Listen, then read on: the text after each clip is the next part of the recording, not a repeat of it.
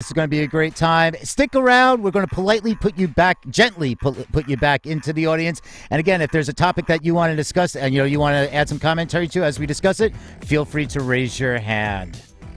Thanks everybody for a great morning show discussion.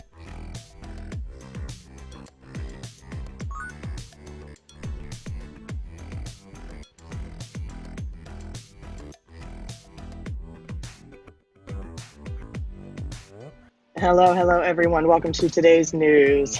It's great to see you here today in the Music News at noon.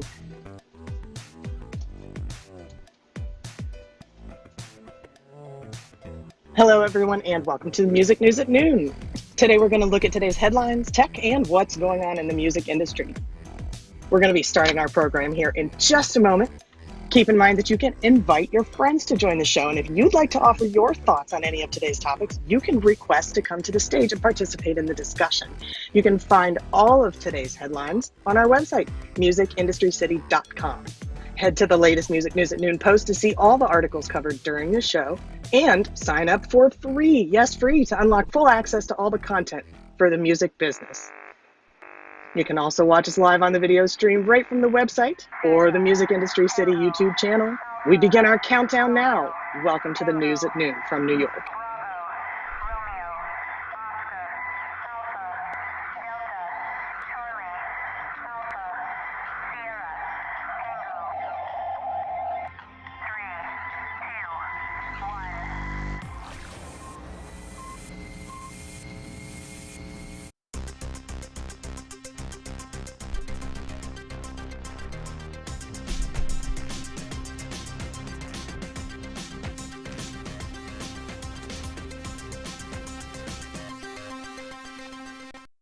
From New York, it's the Music News at Noon on the Music Industry City Broadcast Network. I'm Peter Schwing, and please join me in welcoming my co-host, Eli Window. Eli.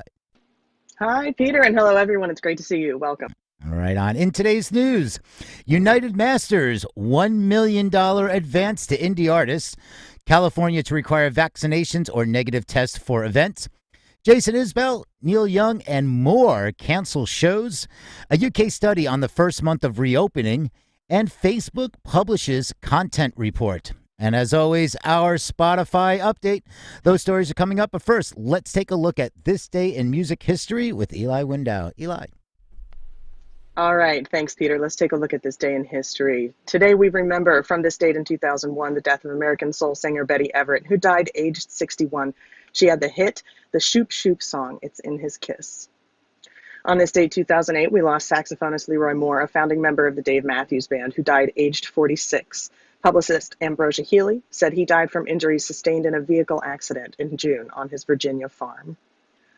And on August 19, 2016, we lost American record producer and fraudster Lou Pearlman, who died aged 62 from cardiac arrest. He was the manager of successful 1990s boy bands such as Backstreet Boys and NSYNC.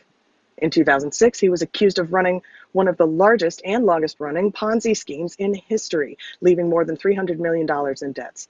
After being apprehended, he pled guilty to conspiracy, money laundering, and making false statements during a bankruptcy proceeding. In 2008, Perlman was convicted and sentenced to up to 25 years in prison in memory. Moving on to birthdays today. Born August 19, 1939, Ginger Baker, drummer with Cream. And born on this date, 1940, American singer-songwriter Johnny Nash, who had the 1972 #1 single, I Can See Clearly Now.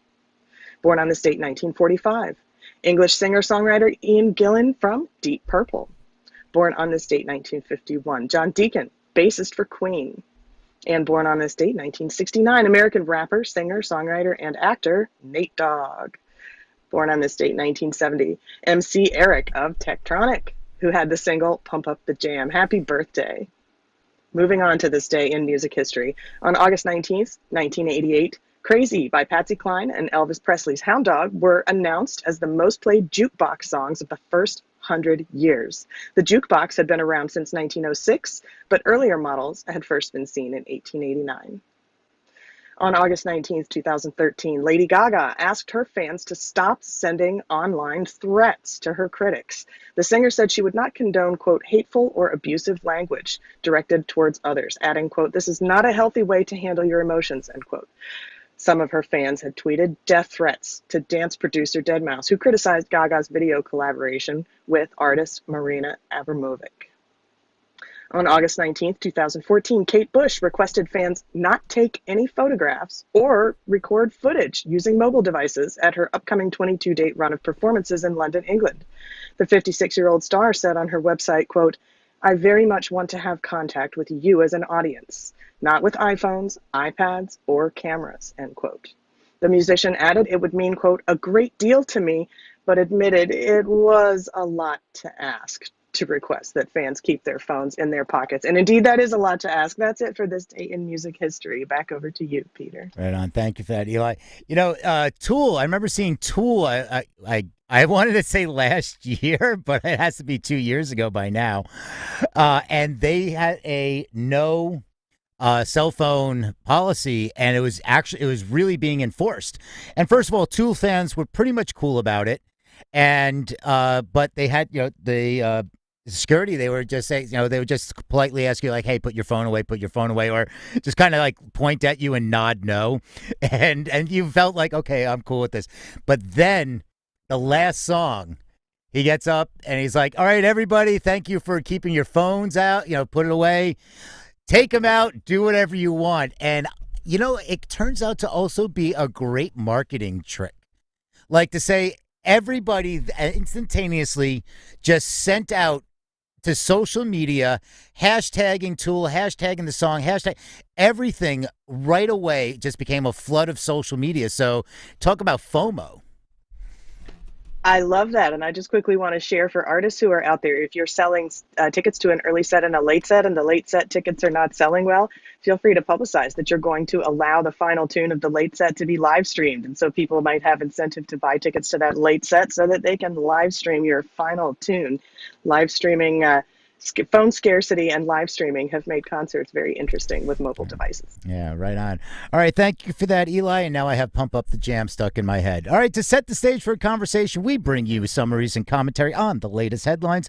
If you'd like to offer your thoughts on one of today's topics, feel free to request to join the stage or join us in the chat. I'd also like to say hi to everybody viewing the show on our video live stream on Facebook, Twitch, YouTube, and directly from the website. To stay up to date on this and other programming, you can sign up at musicindustrycity.com for more news, articles, and events. Now let's get to it.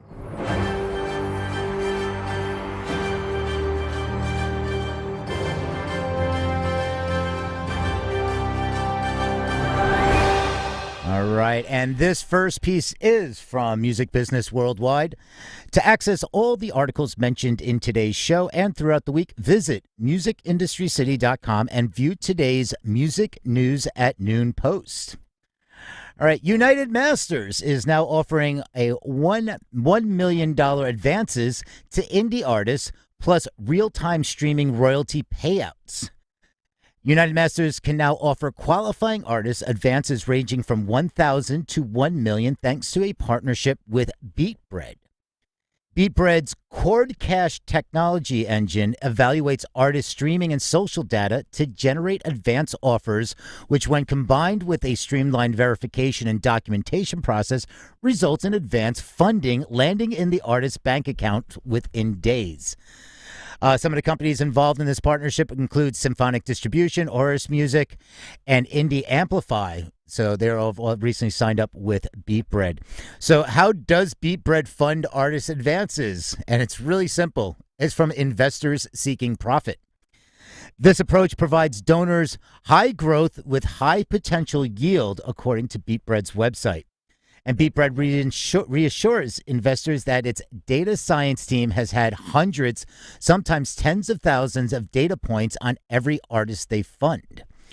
And Peter Sinclair, the CEO of BeatBread, said on a Medium post, quote, some artists may qualify for advances equal to 8 times their annual profits, some less, some more. And along with this whole partnership and putting everything in place to streamline this, UnitedMasters has a second financial cooperation with Paperchain, And Paperchain was founded by an Australian Daniel Dewar, which predicts an artist's royalty earnings based on recent streaming statistics. So payouts are made instantly by Paperchain's digital wallet and card. Paperchain itself is not a bank; it works with Evolve Bank and Stripe payments. But BeatBread and Paperchain joined the Split Pay, a financial instrument developed by UnitedMasters that allows select artists to share their earnings with collaborators and team members. This is all really coming streamlining, and this is all what Steve Stout was talking about, like streamline. That's his whole thing with UnitedMasters. And again, he even says, a quote, "One of the biggest roadblocks for independent artists is access to funding and financial tools. And UnitedMasters is the #1 destination for creators to make a living and build a career while remaining independent, and providing financial solutions for these artists is just another step in leveling the playing field." BeatBread has financed over 100 artists across several genres since November of last year. And on its website, Paperchain lists The Orchard, Goldman Sachs, and Unified Music Group and Live Nation as investors. And just speaking of investments, UnitedMasters announced a $50 million funding round in March, anchored by Apple and including Alphabet and Andreessen Horowitz. And they have previously raised $70 million from Google Alphabet in 2017. This is pretty interesting. I mean, we're now looking at an era, and this isn't the first time that we're putting valuations on artists.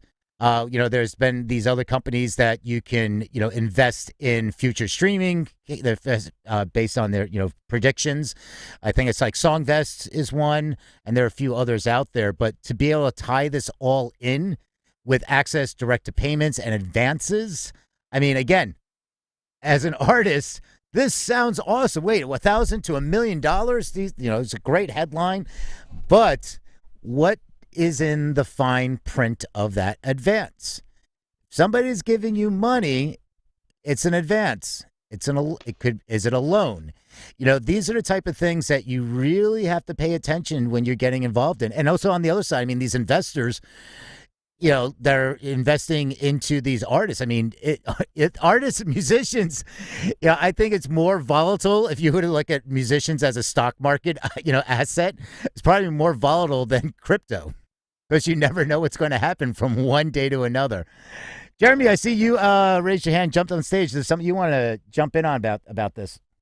Yeah, I just well, thanks for inviting me up. I just think it's important to talk about these topics because there's a lot of stuff happening. I've been in distribution for a lot of years and worked at several different distributors, and I agree with the statement that artists need these advances to grow their careers, especially obviously independent artists need this. But it definitely is a double-edged sword. And when you talk about a company like UnitedMasters, I mean, in the distribution scene, they don't carry much weight when it comes to cred with the actual platforms. So it's funny, like when you're going to take a deal like that, it better be just for cash. Like it better be because you're connected, your music's already working, and obviously you've got a massive income stream, and you can leverage that for a big advance that, as you say, Peter, before you just read the fine print to make sure what that advance actually entails for the artist. But to me, I don't know. I don't. UnitedMasters just doesn't strike me as like the really good distribution partner with whom I'd want to strike a deal like this with. Maybe a more established distributor, that's less into financing. Right? Like there are several distributors out there, including UnitedMasters, that are all about staying alive, getting that financing, getting that next round, and those companies worry me. So it's also about knowing who you're taking the money from, knowing what they can do for your career, not just for your bottom line and your finances. And that's all I wanted to say. No, thank you for that. It's interesting because this is for the indie market, and UnitedMasters, if you go to the website, it doesn't give you a lot of information on what UnitedMasters is. Then you have to be accepted into UnitedMasters, and then it's an app. Pretty much it's an app is what they're saying. And to me, it's, I can't, comment on the validity of it because I know nothing about it. But from what it seems like this kind of Robinhood. So anybody that's investing in stocks and crypto and Robinhood, where it's almost like it makes it so easy to be involved in this and financially, exchange finances. And just by having this app, and it's like, yeah, and you could, you can invest like this, or you can get an advance like as easy as this, and not knowing what you're getting involved in, and not knowing, like, Robinhood, you can buy fractions of a share, and it's like, wow, that sounds so cool. I can actually own this company. Well, you don't. Like, you read the fine print of what Robinhood is. A lot of people are saying Robinhood's a terrible thing. It's not true investing. And again, it's like, some people, I don't know anybody that's used United Masters. I've asked around, and I've heard Oh, some I know people that have plenty. talked it. Hmm. That's why I'm saying, Peter, like it's funny that and it's really the way, you said, it's a really good title. It is a good title, but those artists that could actually get $1 million advance, independent artists, we're talking about a very small sliver Hmm. of the independent artist community. And I believe, and I'll stand by the statement that if you are good enough to warrant $1 million Hmm. advance, there are better partners than United Masters on the music side, right? On the marketing, like a partner that was really going to be there for you, that's going to listen to you, that has the cred and the pull in the music industry, has the market share on the DSPs. Like, they're just better options for you than United Masters if you're even in the running to get that kind of an advance. And I've just known a lot of, I haven't worked directly with United Masters, but I know a lot of people who've worked there and who also have worked with them as a distributor. And they're not the only ones, but there's several that have bad reputations like this, that are just chasing these funding rounds, and that basically, in terms of results for artists, are lagging, if not, kind of like even obsolete. Yeah, I mean, if you're at the level in your career where you're getting north of 250K for an advance, I mean, you're going to be signed. You can be with a major independent that's going to get behind you, or Easy. you're going to be with a major that's going to get behind you even more. Now, that's a whole different contract. That's a whole different deal, and you're giving up more. But if you're at that level of your career, you have a full team. You're not indie. You have a full team behind you, because an indie artist getting a $1 million advance. No, I mean, you have managers, you have lawyers, you have a full team that have gotten you there. So thanks for A that. Yeah, hundred that's a percent. great. Yeah. And you could probably, and Peter, on the flip side, just real quickly, you could probably also, just instead of getting that cash, you could probably leverage it for a very good split on the distribution, or even a joint venture. Like, there's so many things you could do if you have that much cred and pull and you're streaming that heavily. Yeah. Like, it doesn't make sense to me, from a business perspective, but that's my opinion. Yeah. Yeah, I don't think I'd be doing business just through an app. And even like, if you're with the label, I mean, labels and their distributors, there's deals that they can go to their label, to their distributor, to ask for an advance. I mean, those are common, deal structures. It's like, if you're I an do it all the independent, time. yeah, and if you Of have course. ADA as your label and as your distributor, it's like, hey, can we just get an advance to get this one going? We want to add a little more marketing, or do you want to take a cut from marketing, and so your marketing team gets behind this as well? All negotiations. So I thought, Yeah, oh, and they don't gee, want to lose you. exactly. Hey, hello Mac, what are everybody. your Hey thoughts? Peter. Well, I was listening to this, and I think it's as Jeremy was saying, you got to move cautiously. Um, as, as you stated, if an artist is already in that million plus, um, let's say sphere, why would he have to go to United Masters? There are companies like there's one in Florida named Sound Royalties. They give you advancement on your royalties, and the thing is, once you pay it off, they give them back to you. Okay, so there are alternatives like factoring, but the best way to get money is old-fashioned way. You earn it. So I don't think anyone should really take what United Masters is doing. A lot of these artists don't have no knowledge of the industry anyway.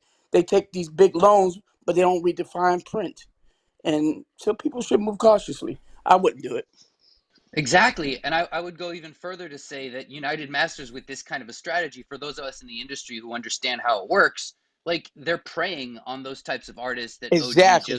just mentioned. So it's like, really, you've got to not only read the fine print, but like read between the lines of these types of probably sponsored posts. I don't know what this music business, I've got to go to Music Business Worldwide, but like, I doubt that they're going to write an article on this without it being sponsored by them. And they do a lot of these types of sponsored posts. So I don't know, Peter, I haven't looked, but is it a sponsored post? I have it right now. Let me see if they clarify it's a sponsored post or not. It doesn't say They that have it is. to up Yeah, top of the article. They right. Yeah, if it it is. doesn't say that it's a sponsored post. Okay, So cool. I'm just curious. yeah, but I mean, it's definitely it's an in-depth article. And, so again, everybody that wants to go into this deeper can go to musicindustrycity.com and click on today's date for the music news at noon.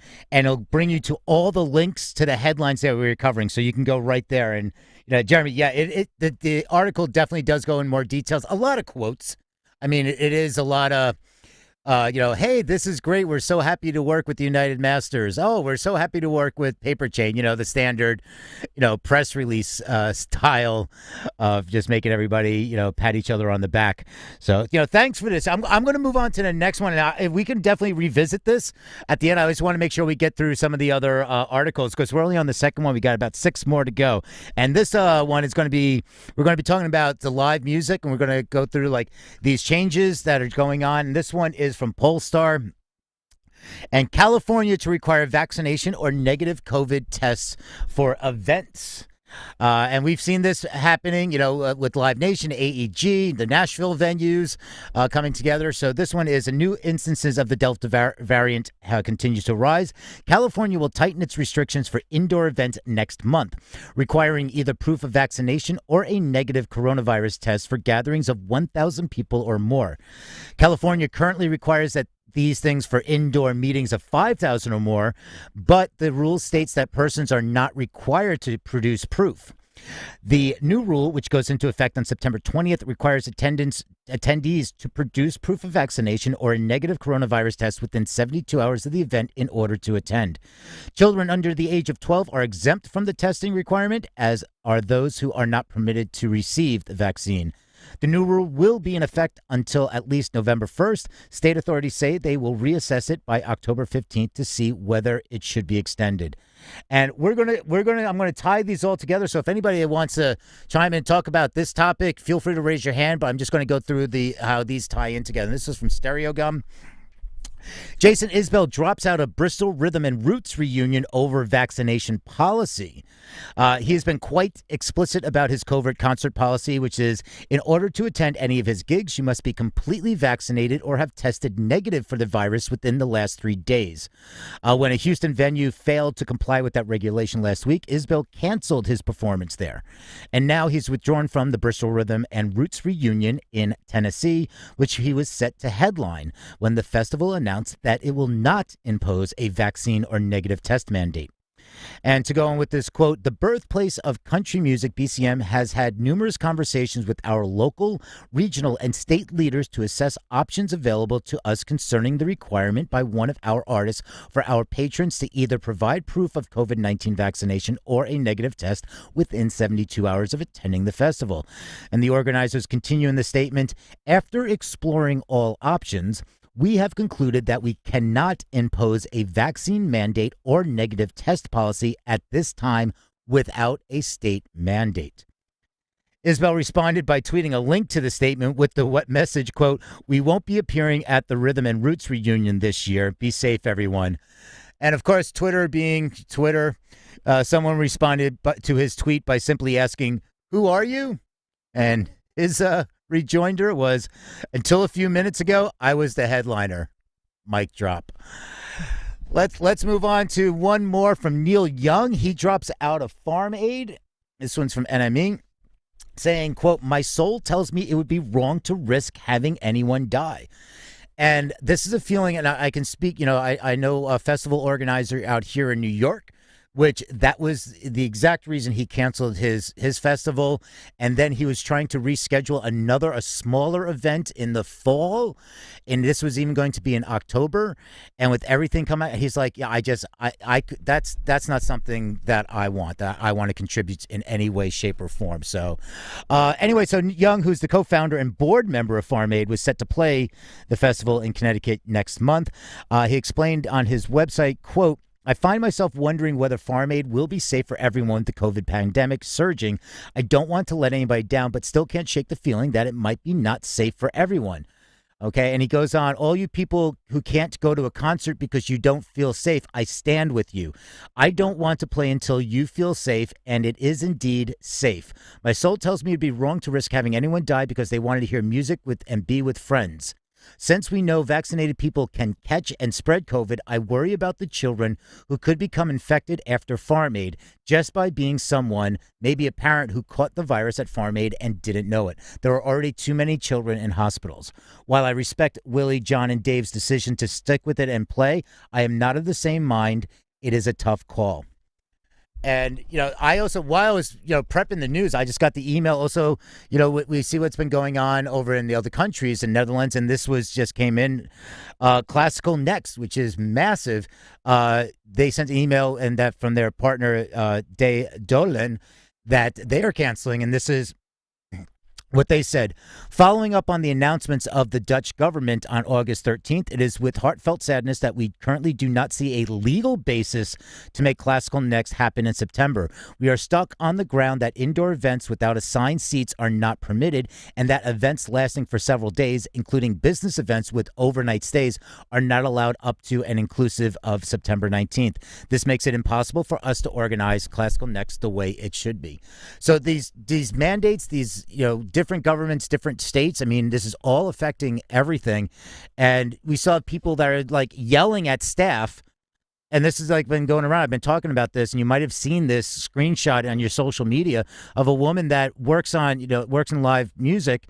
And she said 10 people have come up to her at a concert saying, take your damn mask off, freedom, you don't need to do this. And she's like, I'm wearing this so you can enjoy going to this show. Because if one of us, one person in the crew, one person gets in the band, it's canceled. You don't get to go out. And so she's getting yelled at for wearing a mask so that she can protect herself and the others so that the people can enjoy the show. And those are the people that are yelling at her. I got a lot to say on that, but I'm going to stop. Anybody have some thoughts on this? And also, with that being said, Billboard has posted an article that is every 2021 concert and festival canceled due to COVID-19. And again, you can go to musicindustrycity.com, click on today's date with Music News at noon, and you can get a link to all those articles.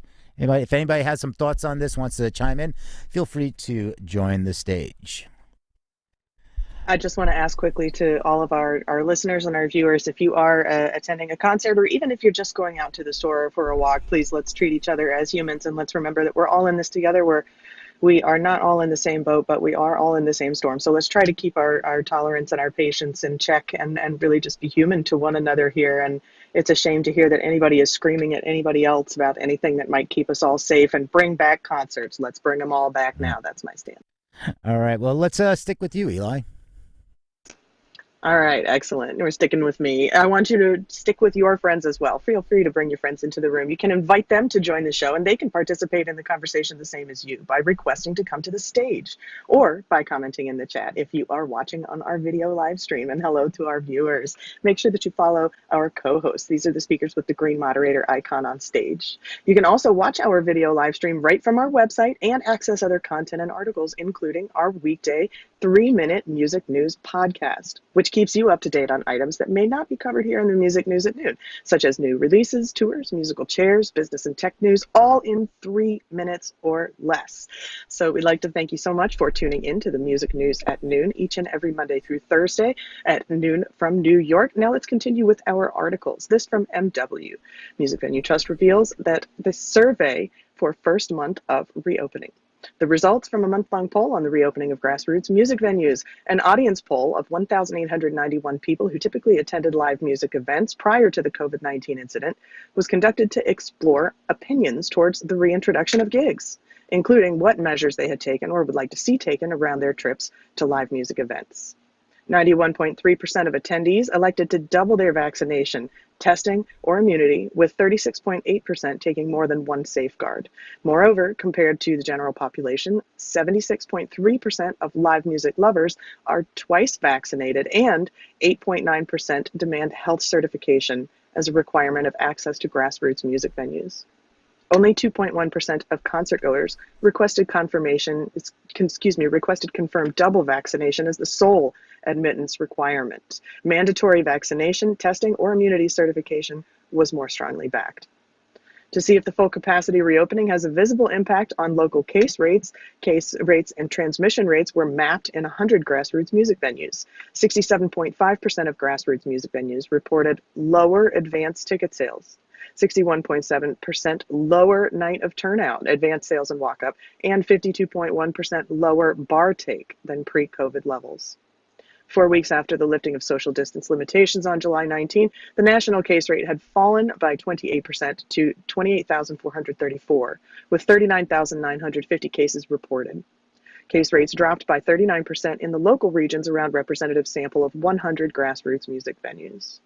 Mark David, CEO of Music Venue Trust, said, quote, "The response from venues, artists, and audience to the COVID threat has been incredible. These survey results clearly demonstrate a will by the live music community to create safe spaces, to take personal responsibility for ourselves and each other, and to act to reopen entry venue safety.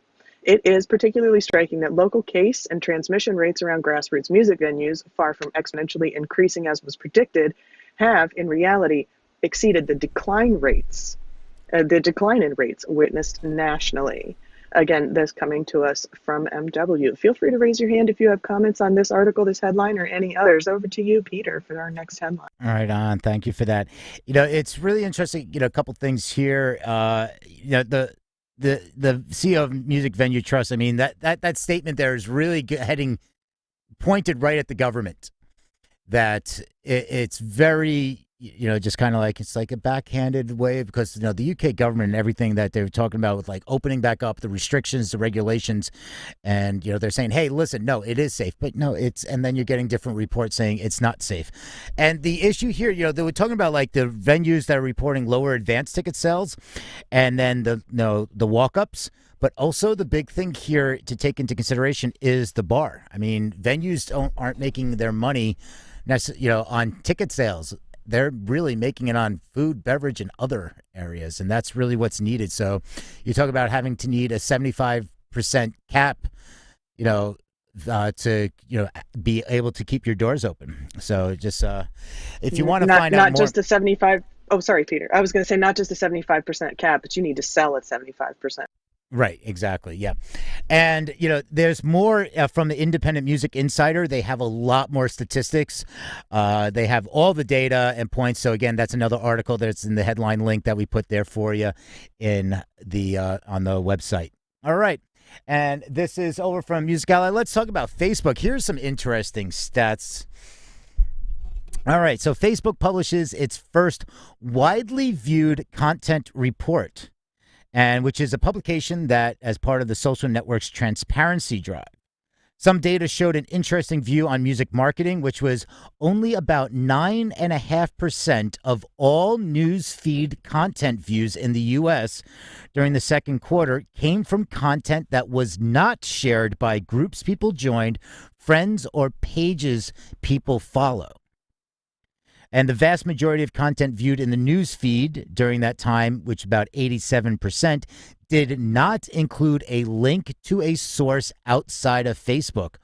Only about 12.9% of the news feed content views in the U.S. during the second quarter of 2021 were on posts that contain links. So when you hear that, people saying Facebook doesn't want you to leave in the ecosystem, well, there's some numbers right there saying if you post something with a link outside, it's most likely not going to show up in the feed. But if you are posting a link to the outside, here's another interesting, is YouTube was the biggest single domain for the newsfeed content views with 181 million content views. TikTok was 7th. And Spotify 8th. And you bear in mind that the top 20 domains only accounted for 1.9% of all newsfeed content views in that quarter, though. So interesting that, going back to, pages, it's like, groups, they've been pushing groups so much. And that's where a lot of your content feed is coming from, is the groups that you follow or that you most likely engage in. But again, it's like if you're posting a link outside of Facebook, it's not showing up as much.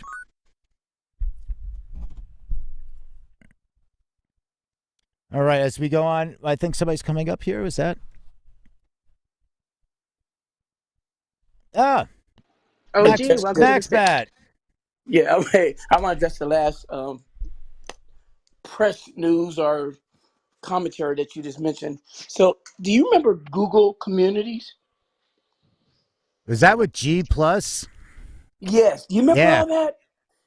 Yeah, Let me tell you something. barely.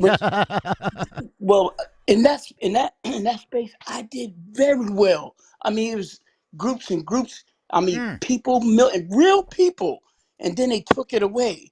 I'm like, and then I went to Facebook. I managed about 32 pages, and this is the kicker: groups are okay, but when you do better than Facebook, they find ways to limit your sharing and of your content. And Hmm. it's ridiculous. Twitter does the same thing. I manage a whole bunch of Twitter accounts. And when I sometimes use them in unison to retweet or push something, guess what? They suspend them, even though we violate no rules. So my point is, all these social media platforms, they have some type of algorithm that prevents people from really doing, those like myself and probably like yourself that know how to just beat the system. Because I'm an analyst, I know how to work things like that, and it's ridiculous. So imagine somebody who does not have the tools or the wherewithal. They got to spend enormous amount of money with people who say can do this and do that, and they go nowhere. My point is, social media is a tool, should be used, but don't use it all, what's the word I'm looking for, unanimously. Get back to the grassroots. Talk, meet, and greet. That way you're not a slave to whatever system's out there. Yeah, I mean, yeah, and going back to the Google, yeah, so the Google groups now it's really come because I actually still am involved in Google groups. I mean, I'm a part of a run club that uses the Google group, so you get the digest and everybody. I mean, those can get unwieldy at times, so they have to be used properly. And I know like other organizations use them as well. And yeah, I mean, those were more direct conversations, and that's one of the things actually Yes. one of the things we're doing with Music Industry City on the website is we're slowly rolling out these feeds or like forums, and we're going back old school with the forums where you can post questions in the forums and they're there. It's like there's no algorithm. It's about having the conversation because we are people. Yes. So that's Thank you. something. Yeah, that's something on the website that we are starting to really going to be focusing on is being able to say, hey, listen, we're not trying to be Facebook for the music business by any means. There is a social element aspect to Music Industry City. It's a community. We have the neighborhoods. We're going to be opening up these groups, but it's not going to be everybody can create their own group. It's about here, just something here. Here's the topic. You can post something. We'll have a news feed actually on the website of people that are already registered. You'll see at the bottom of the website it says in beta, and it's just a news feed. All it is about just checking in, like saying something. It's almost like a public board, like saying, "Hey, what's up? Here's something that's going on. Here's something that's going on. I have a question," and then we build it out into these forums and really bring it to this conversation about a way we can communicate and converse without having to worry about these Facebook feeds and competing with pages and sponsored content. We're not putting in a feed in our forums on musicindustrycity.com. So this is all rolling out. So I'd love to even like talk with you more about this. Like what can we do to set up Music Industry City to make it work more for you? You go here, you check in, there's going to be great content. You can check out the news, you can do this, but you can also talk to people without having to worry about your algorithms and you can, getting sponsored content thrown in. It's not about how many groups, it's about the quality of the conversation I and love it. connecting. I love it. I love it. I love it. Right on. All right, thanks for that. We have just a couple more before we wrap up. And again, anybody, thank you, for joining the stage. So Jeremy, I don't know if you're still in the room, but Netflix. This is a quick one. Netflix. This is from Mac Rumors, but it's not a rumor. It is Netflix is rolling out support for spatial audio on the iPhone and iPad, and it was reports on Reddit, and then a Netflix spokesperson also confirmed that it's underway, and it'll be when playing compatible content in Netflix. Spatial audio will be available as an option in the control center on iPad and for the iPhone for those running iOS 14 and 15. It does require the iPads Pro or the iPads Max. It's not going to be immediately available, but as it's still in the process of being released. But it's going to be really interesting. You're going to be able to watch your favorite movies now with spatial audio. So for everybody that's been testing that out, spatial audio, Dolby Atmos, everything, it's coming to Netflix. So I'm looking forward to this. All right, with that being said, it's our favorite segment of the show. Big green dot hits the spot. The big green dot, it does hit the spot. It is time for our Spotify spot where we take a look at the latest updates from the streaming service. But before we do that, we want to check in with your weather. Great news for your weather report today. It's going to be a bright, bright, sunshiny day. And now over to you, Peter. What do you have for us today for the Spotify Spot? Oh, great. Now I have that song stuck in my head. It's a happy song. All right. So this is from TechCrunch. And Spotify expands its radio DJ-like format called Music Plus Talk to global creators. Spotify released the new format last fall that blended spoken word commentary with music, allowing producers to recreate the radio-like experience of listening to a DJ or music journalist express their perspective on the tracks they would play. The company is now making the Music Plus Talk format available to global creators via its podcasting platform, Anchor. Creators may now use Anchor's new music feature to access Spotify's entire catalog of 70 million plus tracks to mix into their spoken word audio shows. Spotify said this new program will still pay the artist when the track is streamed. Users can also interact with the music content in the shows as they normally would, such as liking, saving, or sharing songs.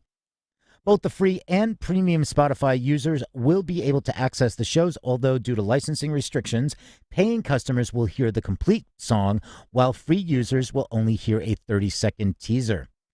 Spotify will also begin to move more to heavily market the feature with the launch of its own Spotify original called Music Plus Talk Unlocked, which will offer tips and ideas for creators interested in trying out the new format. It's kind of interesting. This goes back to almost like Pandora Stories a little bit. It's that they launched a few years ago, but that was more about the artists could add their own commentary or like behind the song. They could add, their thoughts, this is what I was thinking, etc. And you also have Station Head, which is a great social DJ platform where you can be the DJ. You can import a Apple or a Spotify playlist, and then you can do it like you can do a talk over live. And, it's really, and then you have a social aspect. People could tip you. People could have a social chat going on. And the other thing about that was everybody that listened to it had to have an account. So if I played a song and I had 100 people tuning in, listening to that song, it would all play through their account. So one play would actually be 100 plays. So instead of like one spin to many, it's almost a one spin to one spin aggregate count. And that's what BTS did with their, the BTS Army. They had like 30 something million plays in a 24-hour period. So it's pretty powerful what they were doing on Station Head. And I wonder how is this going to be similar in that sense that it's a 1 to 1. So for every viewer, listener, it's going to be considered one play. But it's a podcast, so it's not real time. That's the other thing. But, I like it. It's adding more fun, more creativity. And again, Spotify is a social media entertainment platform. It started off as a social platform. That's what people forget. It tied in with Facebook right off the bat, and originally it was supposed to be checking in on what, and you can still see it. It's like, what songs are my friends playing? It's always been a social platform. So now we're rolling it out even more. All right. With that being said, Peter, Eli, I kind of feel like we need to get a T-shirt that says that Spotify is a social platform. Spotify is a content platform. Says Peter. It's a social entertainment platform. I mean, look at all the verticals and horizontals and diagonals that it's been going through and acquiring in the last few years. All right. That's it for the reads. All right, that's it for the reads. If you'd like to offer your thoughts on any of today's topics, you can feel free to request to join the stage, or you can post something in the chat if you're watching us on the video live stream. And remember, you can find all of today's show headlines at musicindustrycity.com. If we don't have any final thoughts, we're going to move into the final segment of our show here. Don't forget that you can join us each and every weekday, Monday through Thursday. And as we wrap up, thanks for joining us today for the Music News at noon. We hope you'll join us here again each and every weekday, as I said, Monday through Thursday, 12 p.m. Eastern, Music News at noon from New York. You can visit our website to stay up to date on all the current happenings in the music industry, to join the community, and access other amazing resources at musicindustrycity.com. My name is Eli Wendell, and on behalf of my co-host Peter Twing, I want to say thank you so much for being part of our broadcast today. And now I want to ask my co-host Peter, any final thoughts for us today on our headlines? We've covered a lot. Right on. Yeah, I mean, there's a lot of great stuff, interesting things going on, and also, be safe, take care, get vaccinated, wear a mask. Don't yell at the people that are doing, are being safe. Don't take it out on them because you want to yell the word freedom. I don't think I'm, anybody. I think everybody in this room is with me on that. I don't have to worry about. I don't think we have to worry about anybody here, acting that way. But that's just putting it out to the universe. Yeah, and support everybody, and let's get through this. And everybody, tomorrow we don't have the news, but the 11 a.m. Good Day show, we do artist shout outs. So this is where you get to come hang out and shout out an artist. And we add it to the Music Industry City playlist. So you shout out an artist and we put it on the playlist and we update that. So if you want to hear what's been shouted out in the Friday rooms, you can go to musicindustrycity.com. It's right there, right on the main homepage, the playlist. It's also in the music hall. And you can go to Spotify and just follow Music Industry City's profile, and we'll check it out from there. So anyway, great seeing everybody. Thank you for the input. I think it was OG, Jeremy and anybody else. And thank you, Eli. And we will see you tomorrow. Thanks so much for joining us. We'll see you tomorrow for the Good Day Show, and I hope you have a great day today. See you soon.